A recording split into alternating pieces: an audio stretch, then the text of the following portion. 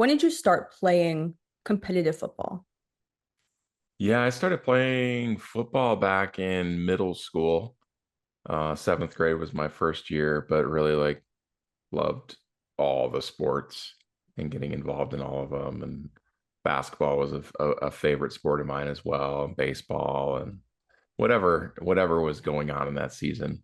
Yeah. Loved playing. So As a tri-sport athlete, how do you decide which one you're going to pursue into college? yeah, that one was interesting for me because the size wise, like I was 6'4", 225 pounds as a freshman in high school. So I had a lot of size. But really like my favorite sport was basketball in high school. Loved it. Loved being in the gym by myself with the ball. Played football and did well, but it certainly wasn't like my first passion. Um, but really loved the college recruiter the guy recruiting me ended up being like our offensive line coach. And um, I've had like a 20-year relationship with him and still connected with him. So like it was just a special thing there that I was like, oh, this feels right. So that was really important for me. And then when were you being recruited with the other sports or was it just specifically football? Recruited at the D2 level for football and basketball, D3 as well. Yeah. What was it about Winona State that made you decide to respond to the opportunity presented there? Yeah, they were a powerhouse Division II football team. And so, the idea of going somewhere where you're gonna be involved, hopefully involved with winning, that was one of them. And then it's close to home. So it was, 2 hours ish away from my hometown. Had some friends that were going there from high school that were going there as well. A guy ahead of me that graduated in 2002 had went and played football there, and so just kind of asking him what that was about and what the program was about and culture was about. And so just a nice little college town. And but really, like, I don't know if there's that much like decision making that went into it, being, you're 18 years old, 17, 18 years old making these decisions. So um yeah, and I had cousins that played football at the D1 level out east, and so looked up to them a lot as well, and so just went that route. And Winona was a great opportunity for me. When you started as a freshman, just came in and went immediately into work, what were you thinking? Oh goodness, like it was so, like, at that point we show up to fall camp, and and like I said, you're 18 years old and you're just like, like, all right, I guess life's changing. Mom's not around, dad's not around, like, and you're in dorms and going right at it. But for me, I was just like, all right, it's competition. Let's see what can happen. And from there, there's a tight end competition. We had a fifth year senior that was clearly the starter at tight end, but then there was some room to be able to be second string or third string, and three tight ends traveled with the team and you become a true freshman. It's like that was a huge goal of mine in fall camp. So I was just soaking it all up, learning from everyone, trying my hardest to compete and give a lot of effort, but definitely was a wake up call to way different than high school football. And definitely was a wake up call for me that first couple weeks. What happened with the boating accident? How long Yeah. after coming into college was that? Can you kind of walk me through Yeah. led Yeah. up to that? Absolutely. What your Absolutely. life I looked was, like prior to that? yeah. So, I mean, I picked to go to school at Winona State and playing football. And that whole first year was really like a dream season. It was one of Winona State's best years they've had in their program, getting close to a national championship. We were in the playoffs and won a few games there, lost to North Dakota when they're still in Division II. Um, but like that whole season was just, getting to be at all the games, playing a little bit here and there. And so after that season gets done, I'm back in my hometown of Prairie du Chien, working and working out, getting ready for the fall camp, where I'm hoping to compete for a starting job at the tight end position. And so that summer was a lot of fun. My buddies from high school were back and enjoying the summer. We're working for the city and hanging out on the weekends, and so we were on a boat in middle of July, July 10th, and just chilling in the Mississippi River, doing some kneeboarding. And there's some back sloughs of the Mississippi that you don't know how deep or shallow the water is. And we'd always go back there because it's way calmer back there for the small little boat that we had to kneeboard on compared down the main channel. And so we were back there. My buddy hits the bottom of the river, and I fly backwards, hit my head on the front of the boat, inside the boat, and that snaps my neck at the C6 and 7 level. So 6 and 7 vertebrae down from the base of your skull. And at that moment, obviously life changes. I didn't know the depth of the situation whatsoever, but knew something was wrong. And a couple of days later, when I'm in a hospital, a bigger regional hospital in La Crosse, Wisconsin, and having surgery and wake up from surgery, and they kind of tell me what had happened. That I had known that day they had said spinal cord injury and paralyzed and blah, blah, blah. And I'm 19 years old and, thinking, oh, I got fall camp. Yeah, this is an injury, but it's not like serious, or it's not like permanent, or it's, you're not thinking that at a 19-year-old frame of mind. And so in the hospital, when they told me, you're not going to walk again, you're paralyzed, it's spinal cord injury, this is what happened to your spinal cord. These are the things that we need to do in rehab. And I mean, just all kinds of things. And at that point, at 19, already at that age, you're thinking about a million different things and what you're going to do. And what kind of job you're going to get. Are you going to change your math? Are you going to change your degree again? Are you going to what are you majoring in? All that, like, just so many different life decisions as a almost sophomore in college that that just adds to it when you throw in a dramatic injury like that. So you were in the boat. You weren't the one kneeboarding at the time.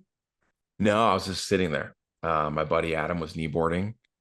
Kyle was driving. I'm sitting there like on a little pole chair on a bass fishing boat, hands behind my head, enjoying the summer day, and hits the river, and I just flew out of it. The chair broke. I flew back to the front of the boat, and so I'm out. I'm looking out the back of the boat, watching if Adam falls or not. And then I'm like, "Hey, Kyle, turn around," type of thing.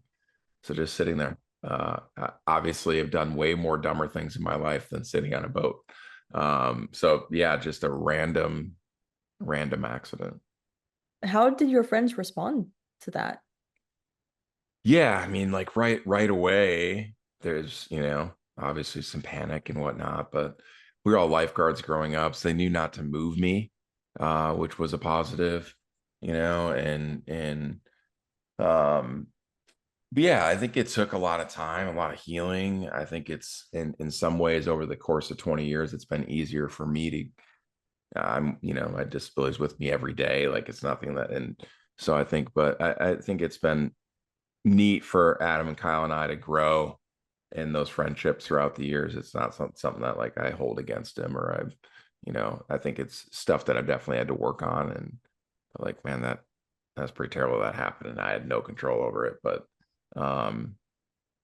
yeah, we're friends to this day, which is awesome. I read that you spent 89 days in the hospital. Yeah. Yeah. What were you thinking? I mean, fall camp was starting. Fall Yeah. camp had ended. The season was starting while you were still in the hospital. Yeah. Yeah. Those 89 days felt like an eternity. Like, yeah. So the reference point here, like, I'm 19.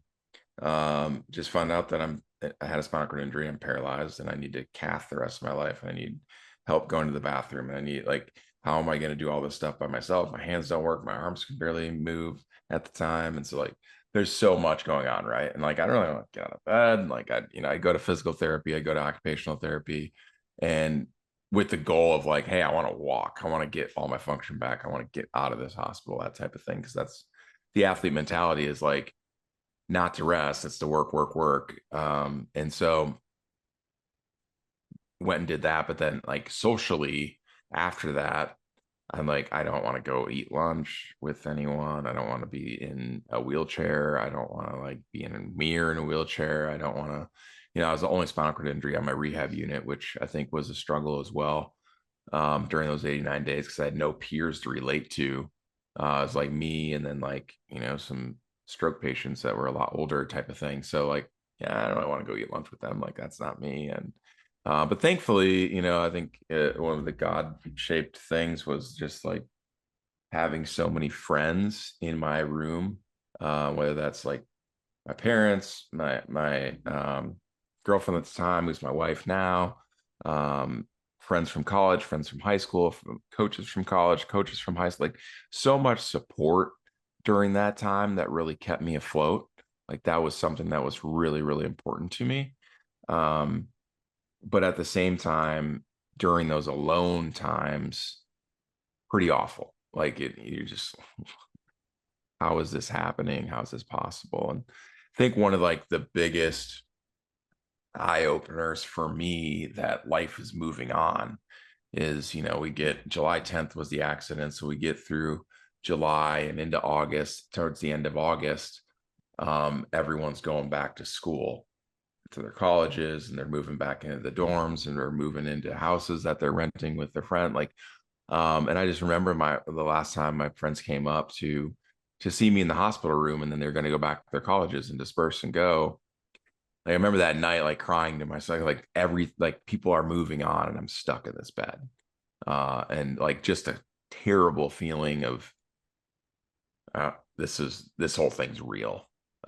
It's not just this, short little stint, and now everyone's going back to football camp, and I'm stuck in this bed and don't know what lies ahead.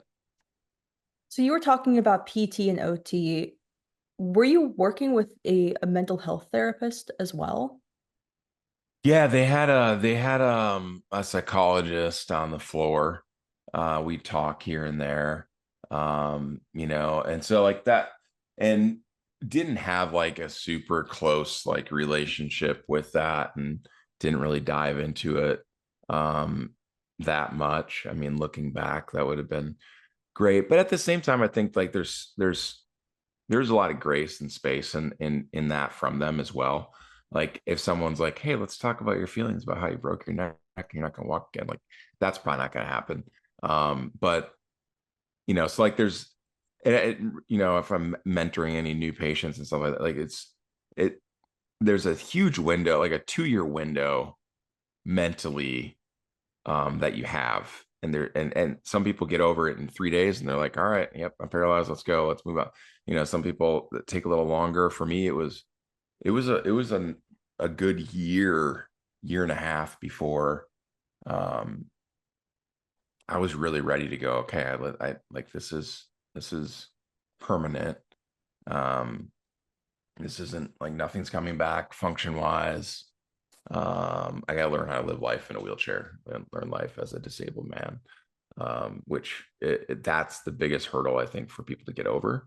Um, and when they have a traumatic injury like this, and like you give them time, but at some point it's like you either are gonna sulk in this for the rest of your life, or you're gonna work on getting over it and finding some purpose in life. So yeah. I was, as I was looking through the history of wheelchair rugby, not only in the US, but also at the Paralympics, the sport started in 2000 and then was in the Athens 2004 Olympics, which Yeah. coincides time-wise with your injury. Were you watching? No, no. Well, like so the demonstration sport was in 96 where USA won gold, and then they won their first like gold in Sydney, and then '04 Athens. I had no idea. Like I had a coach that told me about the Paralympics in the hospital room, but I was like, cool, dude. Like I don't want anything to do with adaptive sports. I thought they're stupid.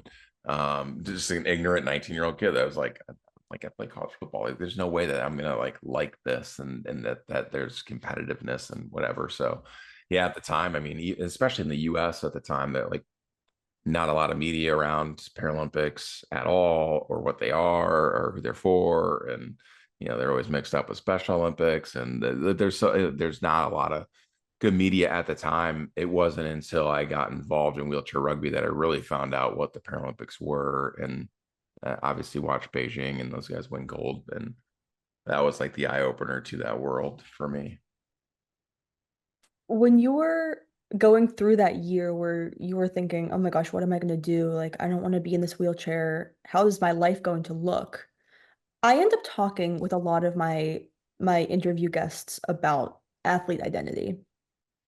When you are going through not only a change of sport or an aging out of sport, but a situation that has changed your entire life view, as well as how it relates to sport. How do you come to terms with that, with what your identity looks like?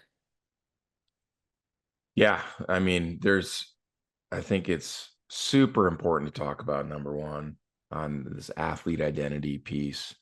Because I think, especially at the high level, whether that's college, whether that's professional, whether that's Paralympics, Olympics, like whatever it is, there's an end date to like your athletic career. There is going to be an end of the road, even if you're Tom Brady and play until you're 45. Like there's going to be an end. And we have some guys on our team that are in their 40s and playing really well.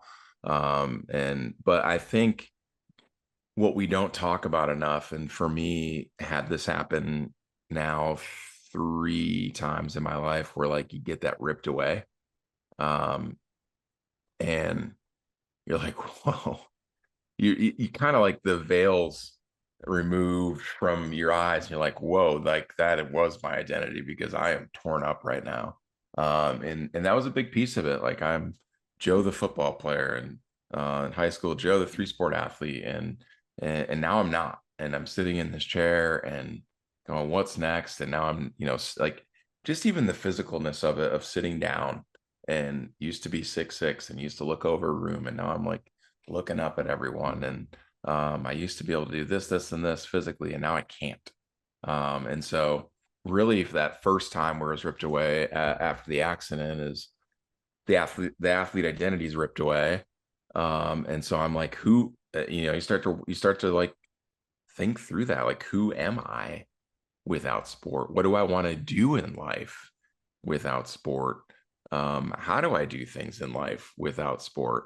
Um, through talking through those things. But um, I think I just think it's so important for athletes to be able to ask those questions during their careers. And you've seen that for I think there's some athletes, Simone Biles is big on mental health. And I think throughout this Olympics, like it's been really cool to see so many athletes outspoken about, hey, I've got a therapist that I go and see each week, or hey, I'm talking about my purpose and my identity outside of the sport, and not just being defined by these one moment and 4-year cycle type of deal. And how healthy that is. And I think when you can understand who you are without the sport, it can bring a bigger element of joy to when you are playing the sport. Like it can be set in its place, and then you can put it back on the shelf a little bit, and it's not just your all-encompassing identity.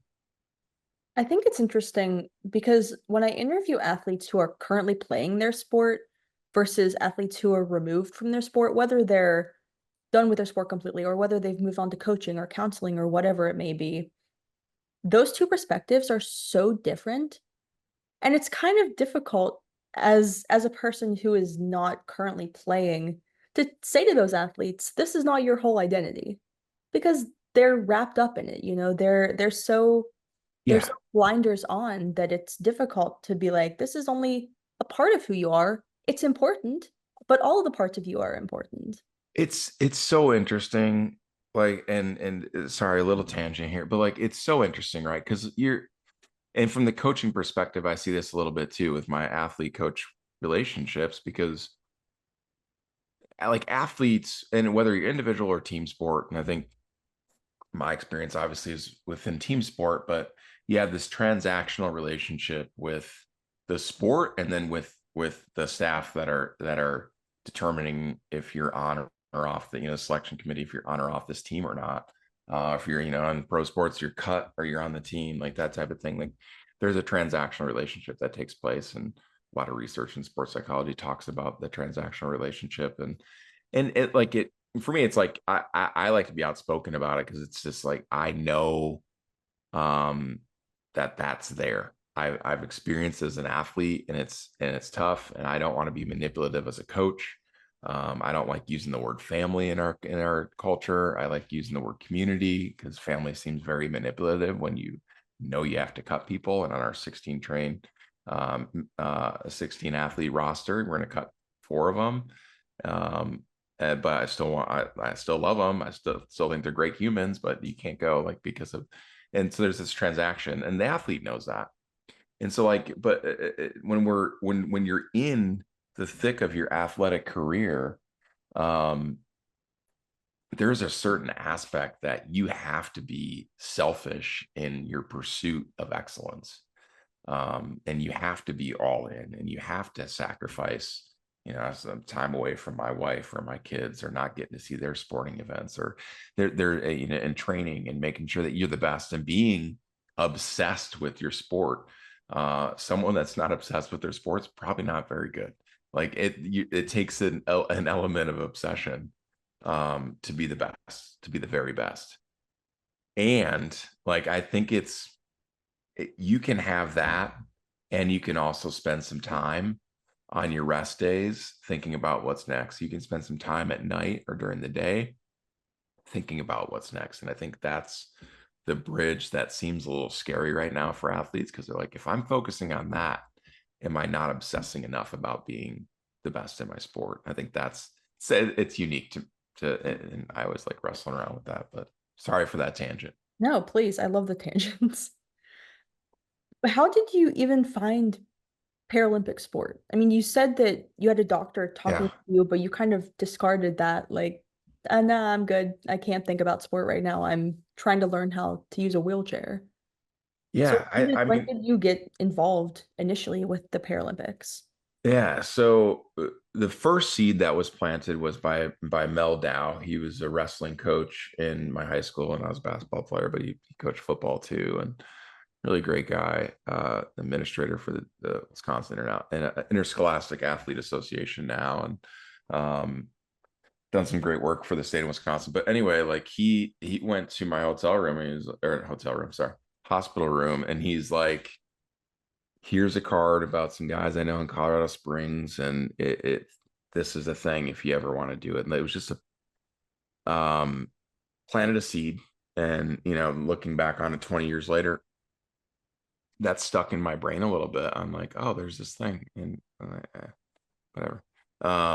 And so about a year goes by after my accident, and I'm back home living with my parents and trying to figure out what's next. Am I going to go back to school? What am I going to go back to school for?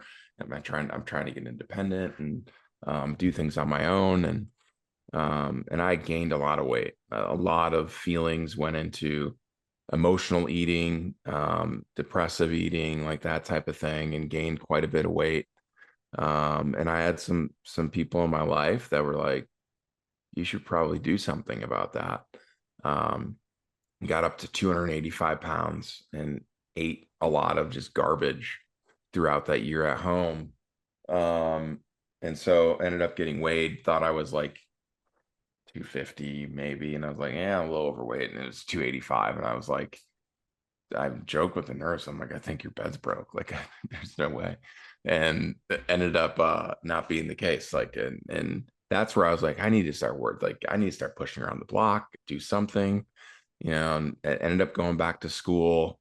And during that school year, one of the biggest things that led me to trying to find something was realizing the competitive fire hadn't left my body.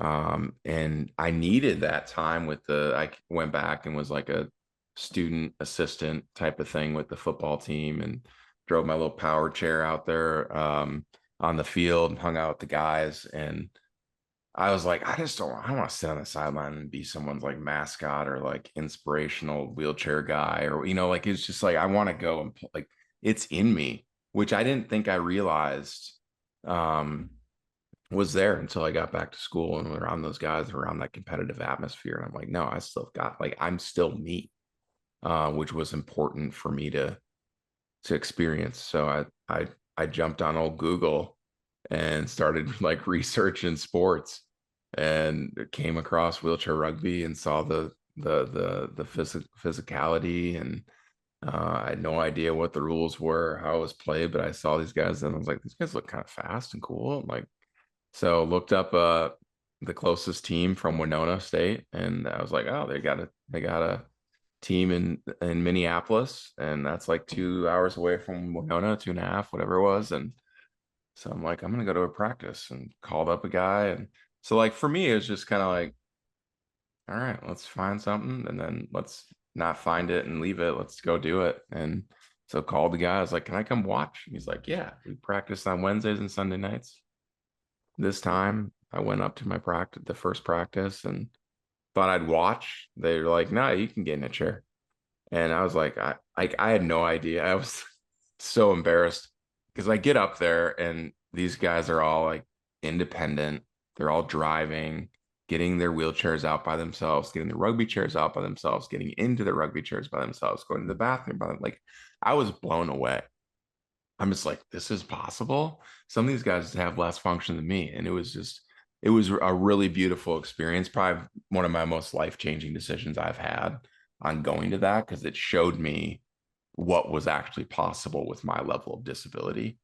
And so I was like, I need to stop pouting about what I'm doing and start talking to these guys and about how they're going to the bathroom, how they're getting into their cars. What kind of car do you have? Like, what, um, so it was crazy. So, but the most embarrassing thing was me getting, it took me like 45 minutes, like getting this rugby chair, because I like sliding board. I was like, we call it accessorizing in the disabled community. I had all the accessories to like get into my chair, let alone a rugby chair, but got in and realized like I can be an athlete again. Like, this is really cool. I can be like, I'm terrible at this sport and not very good, not a shape, but like I can be an athlete again, which just led me to come back over and over again.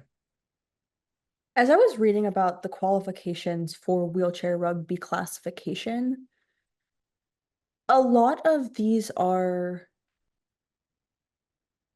they're not disabilities that are gained throughout life. They're disabilities that you are born with.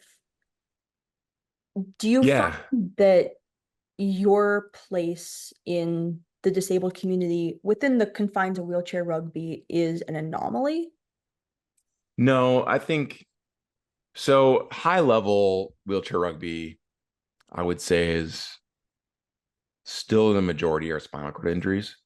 And then you have amputations, whether that's from meningitis, whether that's for, different things that have happened, bacterial infections. And then you've got people that were born with their disabilities. But I would say the majority is still spinal cord injuries, and a little bit of like mild cerebral palsy as well, in there.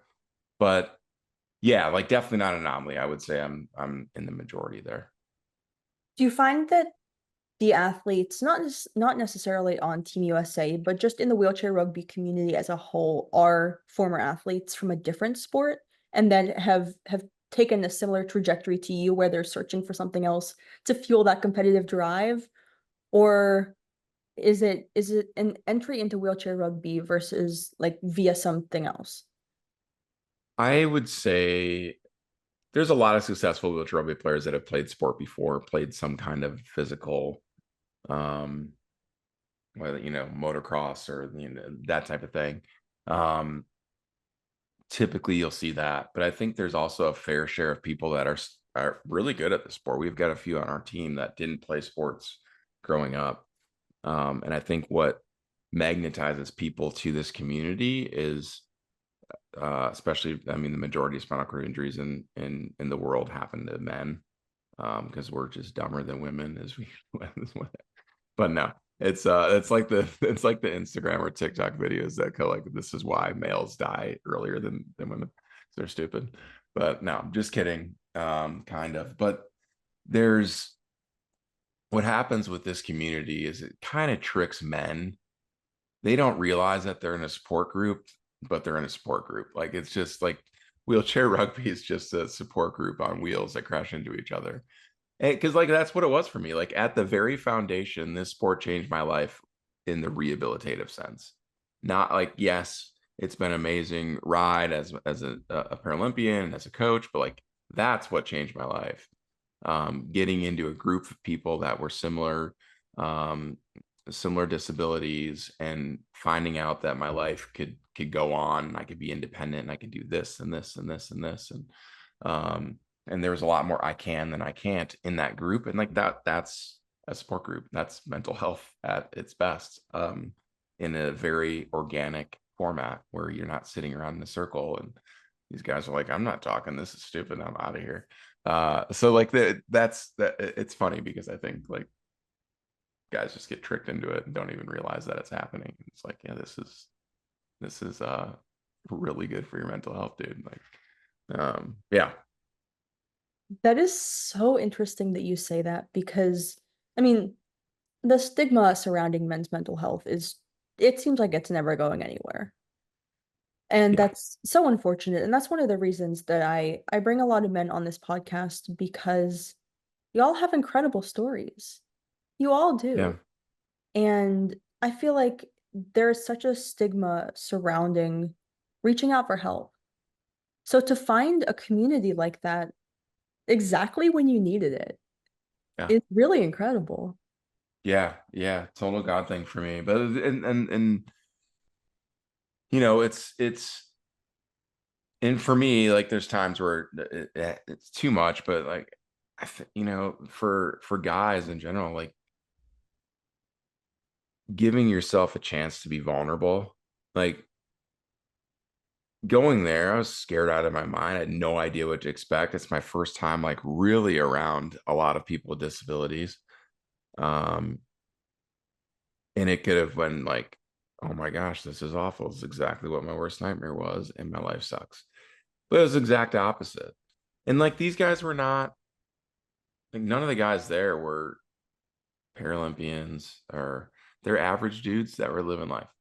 One guy's heavy into PVA work with Paralyzed Veterans of America, and this guy's going to school, and this guy's working, and this guy's trying to figure out life stuff. Like just average guys that show up, um, and that was the beauty of it. Like it's not, you know, some crazy formula. It's just showing up and putting yourself out there a little bit, which can be difficult as men, unfortunately. And you're 100% correct. Like the stigma is still there, and this wrestling with what masculinity truly means, um you know, something that I've dealt with my 20 years in a wheelchair, and going like, you know, our society, I think, places a high value on masculinity in the physical sense, on what can you do, how strong you are, how far you can jump, how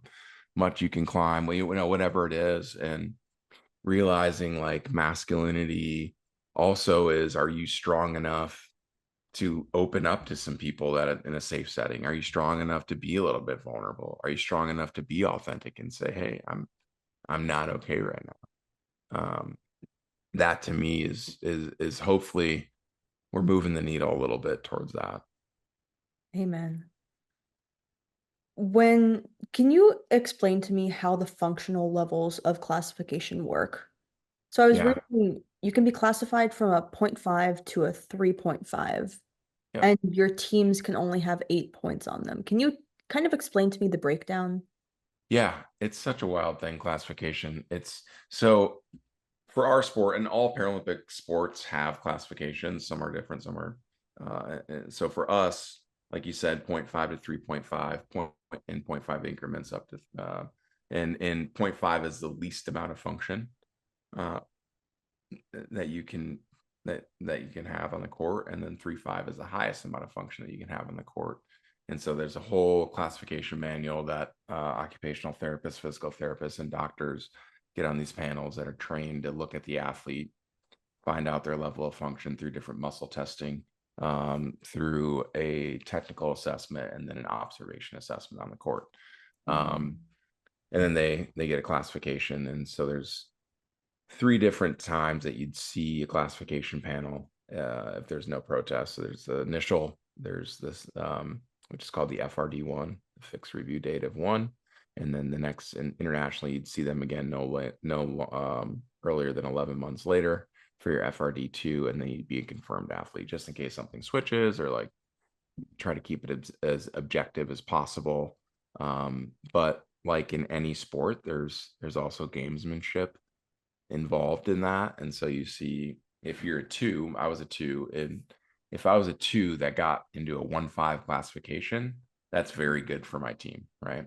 So like there's I call it like the doping of the Paralympics is classification and weaseling your way into a different class. And there's a lot of that goes around that's unfortunate, but the good side of classification is that you need to have 4 athletes on the court, and out of those 4 athletes, only 8 points are allowed on the court.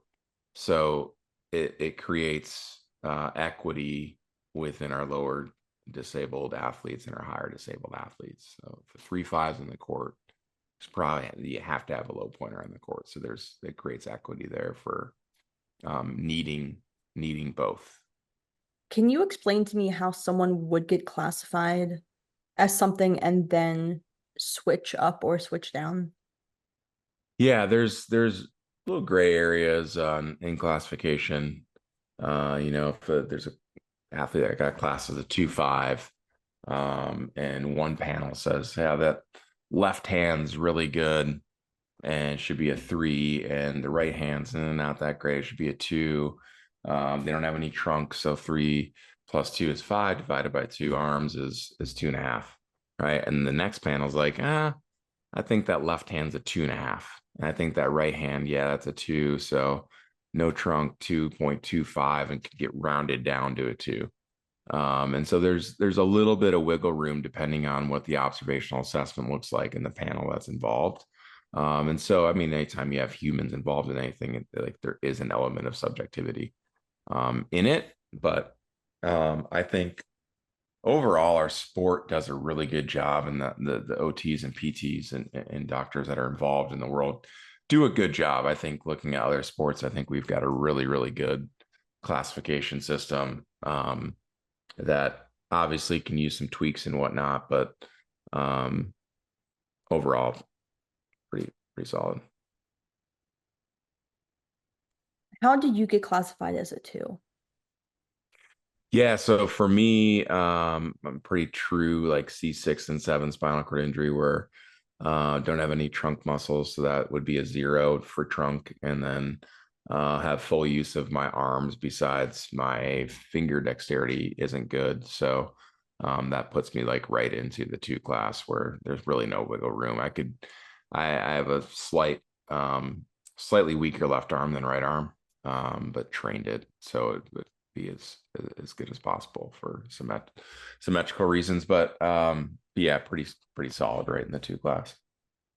With a sport that is so arm heavy, how do you overcompensate for that? What do you mean? Like when you're in a wheelchair and you don't have complete dexterity of your arm mobility, how do you deal with that in a sport Yeah, like so wheelchair rugby? gotcha. So like if there's a lower level of disability, or like for me when I don't have trunk or whatnot, Right. like being able to propel. Yeah. So the wheelchair setup for rugby chairs is super important. The way your strapping is, if you use it, like for me, I had straps on my feet, on my knees, on my waist, and then I had 2 ab binders that I would use um, to keep me stable, and then a weight belt in front of my belly to keep me stable as well. So like when I was in the chair, it basically acted as my trunk. So then when I could push with my arms, it bounced me right back up with the support that I had. So that's how you get around that, and especially for lower level disabilities that are in the 0.51 class that sometimes don't have full use of their triceps. They're belted in very well and strategically to be able to move their chair the best and most efficient. What classification were the guys that you were initially playing that Minneapolis wheelchair rugby team with? Yeah, there's all levels. There's a 3, there's a couple 2s, a 1.5. I think there's a 0.5, 2.5. Yeah, it's like all different levels there. Yeah. How did you get an opportunity with Team USA? Did they find you at that wheelchair rugby Yeah, experience? started playing in 2006. Like spring of 2006 when I went to that first practice, and then in the fall of 2006 when I played my first like club tournament. Um, and then it was like this was a lot of fun, and it's fun to go to these tournaments and get to see how I stack up, and it's fun to be able to learn from all these different humans that are at these tournaments. And then, at these tournaments, people start talking about, oh, Team USA, and you're gonna be in Beijing and all, um, and you see a few of them at some different tournaments. We would the next year we had went to some bigger tournaments trying to get better. That's when our captain this year, Chuck Aoki, had started playing a little bit after me in Minneapolis, and so we kind of rose through the ranks together. But seeing the USA athletes, and you're asking like, how does this work? How do you get involved with the national team? How do you get a chance? And um, then James Gumbert, who was the coach at the time, all the way through Tokyo, he coached the team for 15 years, 16 years, and so just wanted to get in front of him, and so I ended up going to a summer blast thing in Texas, and then he invited me to tryouts in December of 2008, so right after the Beijing Paralympics. Um, so that's how it went. Like it was super. Like I broke my neck in 2004, started playing in 2006, and then was on the national team in 2008. So it's pretty quick. I mean, is that a pretty quick trajectory? Yeah, so I think some athletes with more function um, tend to get picked up faster because you need high pointers to be able to play the sport. You want fast people on your team, and some of that's, some guys that function with whether they're triple amputees or quad amputees or whatever it is are going to be able, they have full use of their respiratory system and their trunks, so they're going to go faster. And then you still have to develop them and whatnot. Um, but for a spinal cord injury, I would say it was pretty quick. How does wheelchair rugby training look? I mean, what are you doing every day or every week as a Team USA athlete? Yeah, I mean, they're training just like any other team athlete would train. Obviously, we skip the leg day, and for those of us in wheelchairs with paralysis, but some of our athletes obviously have that kind of function and are able to use that. Um, but yeah, you're looking at probably 3 to 4 days a week in the gym, in the weight room. And the biggest thing there for us is shoulder health. We're asking our shoulders to do something that they weren't made to do over and over again. So the overuse injuries are probably the the, the overuse injuries are probably the injuries that athletes get the most. Um, so a lot of maintenance with shoulder work and bands and external, internal, and just making sure everything's healthy there. And then from there, a lot of back resets because we're always going forward, and rotating forward when we're pushing and training. So it's just really important to have a strong back so your recoil can be really strong, and then your back, everything, all those helper muscles in the shoulders can um, be dialed in. So 3 to 4 times a week there, and then um, I always tell our athletes that are starting out at least 4 times in your rugby chair a week. I was like, if you want to be a good rugby player, you need to be in um, your rugby chair at least 4 times a week. And a couple of those, as you're starting out, is getting a really good base of endurance, and then from there, our game's played on a court, and you're pushing 5 to 6 miles start stop in a game if you're playing the whole game. And so a lot of sprints, a lot of cuts, a lot of turns, getting really efficient there doing that. And so speed endurance becomes a thing. If you can go quick once, up and down the court. That's great for nobody because you need to do it over and over and over again throughout the course of the game. So that speed endurance um, is a big thing as well. So a lot of on court work and then some off court work. And I always like to mix in when I was training, mix in a little hand cycle action or like just getting out for a long push that's outside of the norm. That ends up being just fun to get outside of the normal schedule. So you were in your what mid 20s when Team USA found you? 23 when I made my first team. Yeah.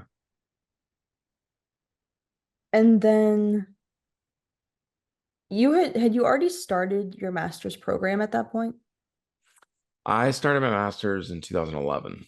Okay, so that was far Yeah. past that. Yeah. Why did you decide to go the master's route in a counseling field? Yeah. I always loved mental health. Um, and obviously with my undergrad being pastoral studies and the faith-based deal, like it's like I think that's something that like I want to be able to do, super interested in it. And I'm like, I want to be able to do something. Like 2011, my wife's working full time. I'm like full time committed to this rugby thing. But then I'm like, what's after this? Like, what am I gonna do? I don't really want to be a pastor. And what am I supposed to do? I need to figure out something now. And so like school made the most sense and getting a master's degree made the most sense to me. So I can just continue to compete through that next quad, but then also have a plan for whenever I was done. And so I use it all the time in the work I do as a coach and a speaker. Didn't think I was going to use it like this, but it was so glad that I went through that process and was able to get it.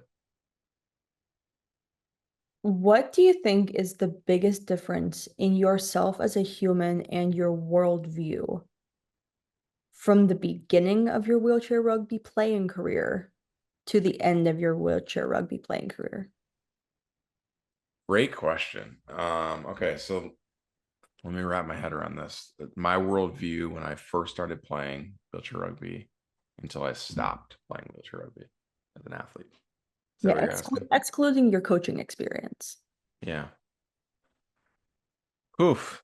Well, I think the biggest thing that changed for me, and you mentioned it earlier in the podcast about athlete identity and like getting that back was really big for me. And I think really helpful for me as I became independent and really was okay with my paralysis. But I think when I was cut in 2016 from the Rio squad, like that was the second time that guy ripped away. And I was like, whoa, yeah, definitely. It was another like, I didn't realize I was this like focused um, eh, on Joe, the Paralympic athlete, and the validation I needed as Joe, the Paralympic athlete, and kind of how everything in my life was tied to that.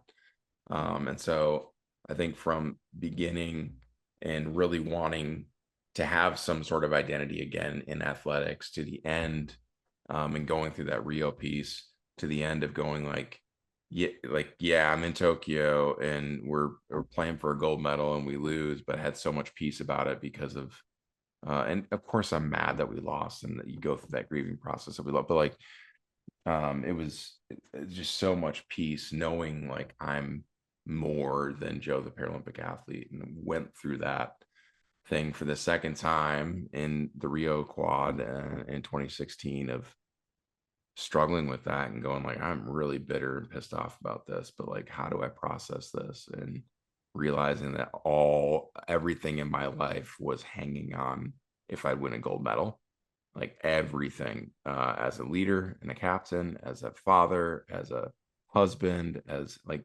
everything was tied to that, and I needed that validation versus towards the at the end of my career, I don't need this validation anymore. Like I don't need to have to be a Paralympian to know the purpose that I serve on this earth. I mean, you won a silver in Tokyo and then followed it up with a bronze in London. I mean, that was your life.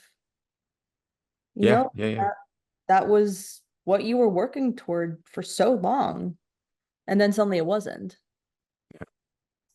yeah. I mean, were you thinking that there is a place for me in this sport that is not as an athlete after Rio? Yeah, I think, I mean, the hardest part about our sport right now, and you see it from so many people on the USA team, is that they play for the US and then you kind of they disappear and you don't see like when they're done with their careers. There's not a lot of like avenues to stay connected, which is something that we're working on, trying to be better about getting connected with our alumni and having them feel a part of it. And I think it's really special seeing that from like the U.S. women's national team when the 99ers come in and that whole thing. Um, but for me personally, definitely wanted to be connected somehow and felt it was the right time to be done after Tokyo, as hard of a decision as that was. I mean, it's 36, but it was 13 straight years in the national team grinding. And as a two-pointer, it's like you're always like you're pretty replaceable. Like there, it's not like you're like this dominant low pointer or this dominant high pointer. Usually twos are kind of like the heartbeat of the team, but really like to the naked eye, you're not really doing very much out there. Like it's just, it's not a very sexy position as it's, but it's, you're just but it's, for me, I was like, I've grinded for 13 straight years and I don't know if I can, it wasn't the travel. It wasn't anything like that. It was like the day-to-day grind of being an athlete. Like I was tired and it took a lot to be at that level. And I put a lot of pride in making sure my body was good and making sure that I was competitive and one of the best at that two position. So I mean, 13 years in a competitive sport is insane. 13 years at the top of your yeah, sport is insane. 13 years representing your country in a sport is so unbelievably impressive. Like I'm so impressed. When did you get the opportunity to coach? And was it immediately like a yes, or did you take some time to yeah, reevaluate yeah, your yeah. They had made relationship a with the sport? decision to not renew the contract for Coach Gumbert after Tokyo and talked to me about taking over at interim and kind of going like I, just announced my retirement um and or was announcing my retirement. I think it was like back-to-back days that I announced retirement and then officially and then took the head coaching job interimly. But like when we were discussing it, I realized like how big of a sacrifice like it was going to be as far as like my F like I'm done. And then on the other side of it that I don't think I probably thought about as much is like some of these relationships that I have with my peers are going to be different, like way different, and they have to be way different. And I learned a lot through that first year and really the last 3 years. It's been like a crash course on leadership, being a head coach of the national team. Like it's been really cool, but a lot of lessons learned, a lot of failure, a lot of like and I think we're in a great spot. But yeah, for me, I was like this. You have those moments where you're like, why did I do this degree and why did I do this degree and why did I do like you have these little spots in life that happen and you're kind of like, are these all random? And it happens and you get this opportunity and you're like, this is why all this happened. And so I think I was the right person at the right time. And yeah, we've had a fun little run here. You kind of alluded to it earlier, but and I'm gonna bring a different athlete in a different sport into this. Were you following Aaron Matson and UNC what was it, field? Um, yeah, like I know her story Yeah. and how insane it is. Like I mean, it is incredible. insane, Yeah. but she went from being a high class athlete to then winning the national championship as a first Yeah. year. Yeah. Do you find that that is at all relatable to you? I feel like it is. I think so. Yeah, I definitely think so. And I think it's um, it's people have a lot of things to say about athletes that become coaches, and she did it at an even younger age than I did. I was 36 when I took over, and she took over at like 24, something like that. But like Just I graduated. think it, yeah, like went from being a national champion as an athlete to a national champion as a coach in the span of 12 months. Great. But I think it's what that says though is just like there's sometimes that we think age and older age just automatically equals wisdom. And that's just not necessarily true. And I'm not trying to like, that's not an ageism thing at all. That's just going like people that are young can lead to like what their experience is and their 24 years of life, their 36 years of life, or whatever it like can lead as well and lead well. And it's a matter of like, are you a person that can bring a team together and build a culture, or for them keep the culture because obviously they had a winning culture already, and so have we. And I think it's just I think the biggest thing and something that um, I'm sure Aaron gets asked a lot is like how do you make it your own?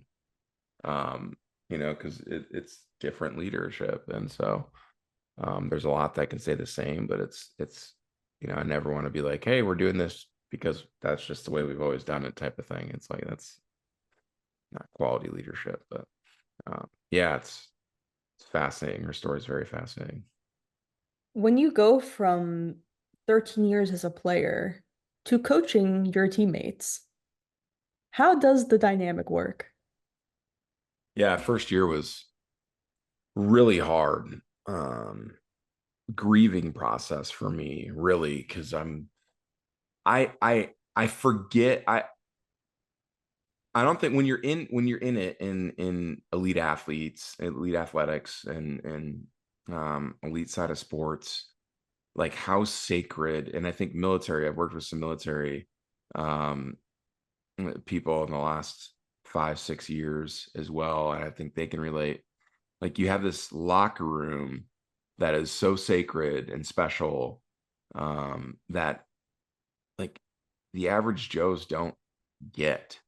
Like it's so different than just high school, because in high school, everyone's done playing sports. Yeah, some people play college sports, and like the majority of us, like at 18 years old, your athletic career is kind of over, and then you can go play kickball and volleyball at the bar down the street. Like that's your pick up YMCA basketball on Saturdays. Like you're and everyone grieves that at the same time or differently, whatever. But and then you get in elite sports or in military, I think they have this where like you're just a part of a group of people that understand what you're going through more than anyone else around you. And then for me, when I'm done with that and now I'm the coach and I see them enjoying that, and I'm like, man, I miss that. Like that is something that I desperately miss, the camaraderie, the brotherhood of it.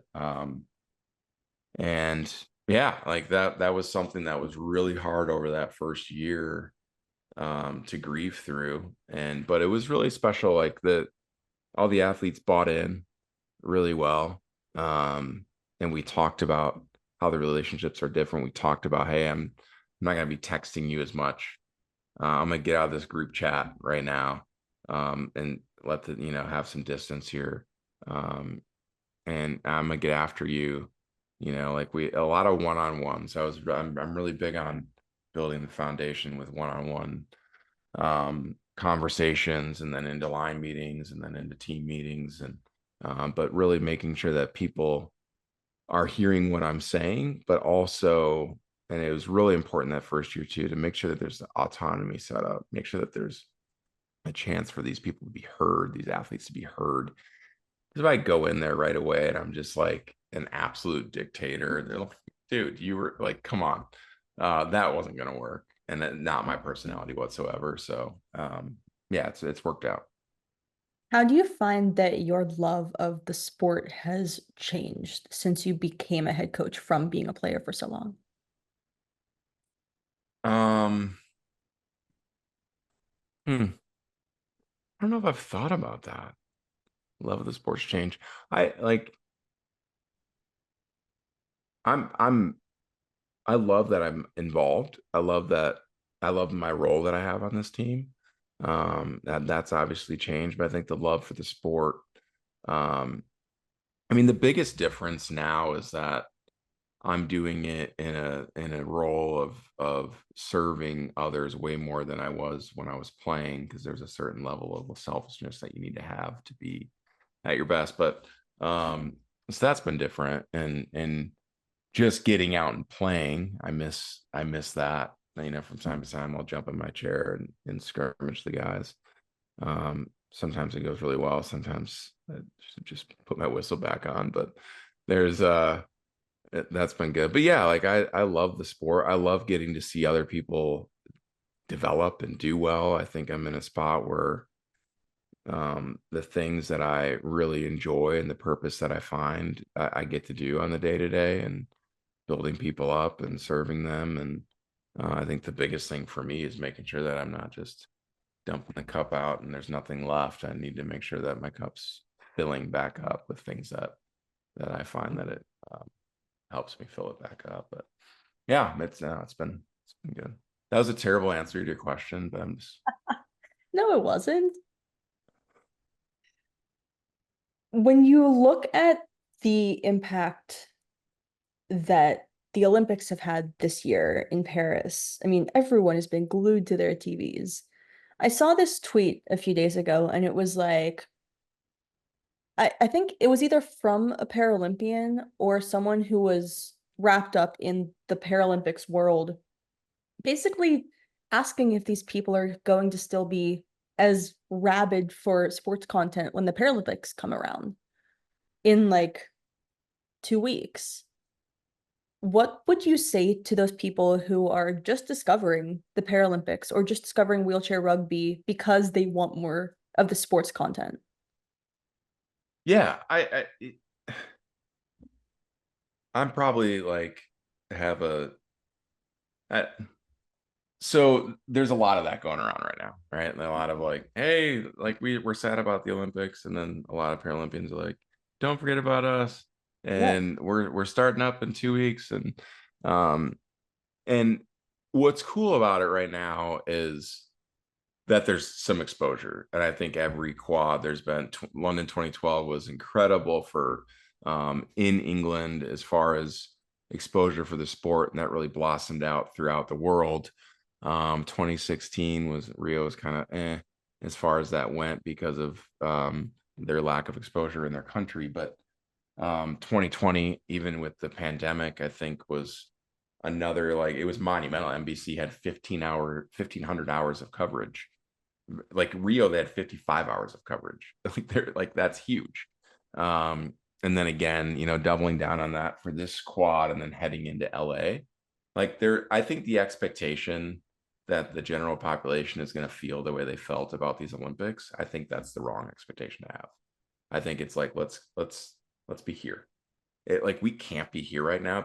I think that's just a letdown, and you're going to get mad about things you shouldn't get mad about, because these Olympics were an absolute like dream from every, like, you had women that were just incredible, 65 gold, like just insane performances across the board. And then you had these team sports where you had KD and LeBron and Steph doing wild things, and you had the USA women winning their umpteenth medal in a row, and USA women's volleyball, they weren't even expected to medal, got all the way to the gold medal game. Like there were, and then all the individual sports. Then you had this crazy breakdancer from Australia. Like you had everything, you know. And um, I'm just hoping that the general population, you're going to see athletes first and foremost. There are some really athletic events at the Paralympic Games that you should tune in for. I think rugby is a great one that people can relate to because it's physical. Like Americans love physicality, so come and watch. wheelchair rugby. Yeah, like I think for the expectation shouldn't be like you're going to get that back because that was just, I mean, crazy. And but you're going to be shown, like I think a lot of Paralympians stay away from the inspirational title of come and be inspired. But really, like what I think the Paralympics is all about is seeing these athletes that have figured out how to move on, whether that's a born with the disability or acquired disability in their lifetime, to become true athletes, and are competing at their highest level that their sport offers in the world is pretty special. And then what happens, and I think what happens with Olympians, Paralympians too, is you watch and you're inspired to look in the mirror and inspire yourself. Like there's an exchange there. So I think that's what I would say to someone that's asking about them. When are you going to Paris? We leave on the 20th. Yay. Yeah, pretty pumped up. That is so exciting. Yeah. When, so wheelchair rugby starts on the 29th. Yeah. Yes. How can we watch you? I will be on NBC, Peacock, that whole deal on the interwebs. So you can watch there, and it's fat, like it's 5 games in 5 days. Our tournament is fast and furious. And it's gonna be exciting. We play Canada the first game. So like obviously USA versus Canada is a rivalry in anything, and wheelchair rugby is no different. So it'll be great. That is so exciting. That was my last question. With the remaining 9 minutes that we have on this Zoom, is there anything that you think that I missed that you want to talk about, that you want to promote? The floor is yours. Um, yeah, I think the only thing I would like, if any listeners are wanting a speaker that is sometimes funny and has some good stories, you should check me out. Otherwise, I'm just really excited. Tune into the Paralympics. The viewership matters. People interested in it matters, as we continue to build towards LA, which I think is going to be a really a really, really special games in our country and for adaptive sports in our country.